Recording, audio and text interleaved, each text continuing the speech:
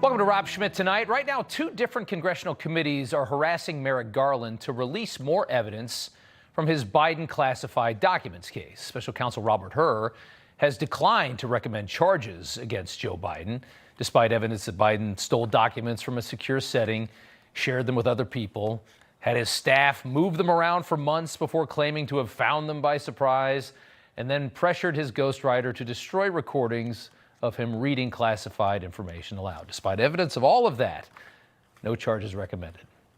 Within the official Robert Hur report that we have seen, the Washington Free Beacon just unearthed just one of many lies that Biden has been spewing for decades as he built up one of the phoniest and most corrupt political careers in American history.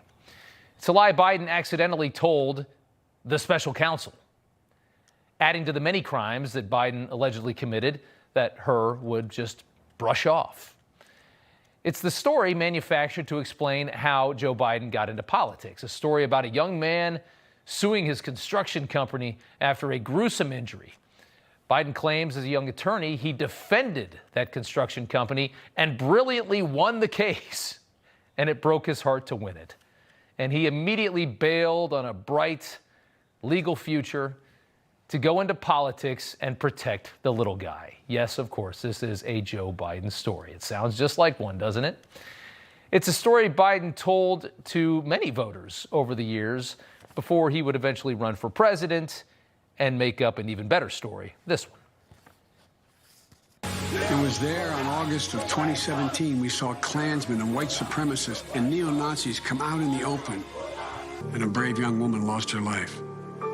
And that's when we heard the words of the President of the United States that stunned the world and shocked the conscience of this nation. He said there were, quote, some very fine people on both sides. No, he didn't. But I guess that's why you ran. And all that from a man who eulogized an exalted Cyclops, by the way. Now, we know the Charlottesville story is nonsense because Hunter Biden was telling business partners that Joe was running for president long before Charlottesville ever even happened. So another lie. That's all they do is lie.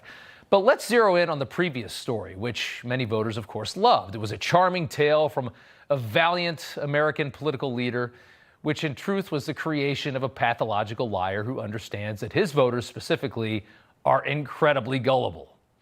The Free Beacon, with a fact check on this, although Biden did work at a law firm tapped to defend a construction company in a negligence suit like the one he described to Robert Hur, that case concluded in 1968 while Biden was still in law school. And the welder actually won the case, not lost. In fact, he walked away with $315,000 from the company, more than $1 million today. And with that, more of the real Joe Biden, who claims at 21 years old he won a massive and decisive legal victory for a Delaware law firm and a construction company, when in reality the case was a loss and Biden had nothing to do with it at all. We see more of the real Joe Biden now. The truth is, if Joe Biden's mouth is moving, you're about to hear either a blatant political grift, some kind of racial pandering, or just a flat-out ridiculous lie. Just look at the title of his first book back in 2007. Just look at the cover of this book and try to not laugh. But to his credit, Joe Biden realizes something that is very valuable. You can sell anything to wide-eyed, bleeding heart liberals in this country. They will take any ridiculous story and they'll believe it, and they'll all live in their make-up fantasy land. Joe Biden, lifelong plagiarist, is in the perfect political party. He's right where he belongs. Whether it's his Amtrak conductor story, accepting a Purple Heart for his uncle, the blind date where he met Jill, despite the fact that he was having that affair with the married woman for years before it, or claims that he was arrested as he courageously attempted to meet Nelson Mandela in South Africa, it all leads you to one place. Joe Biden is just a fraud. He's just a cheesy politician. And beyond his constant politically useful lies and plagiarism comes his corruption, which he's lied about consistently for years.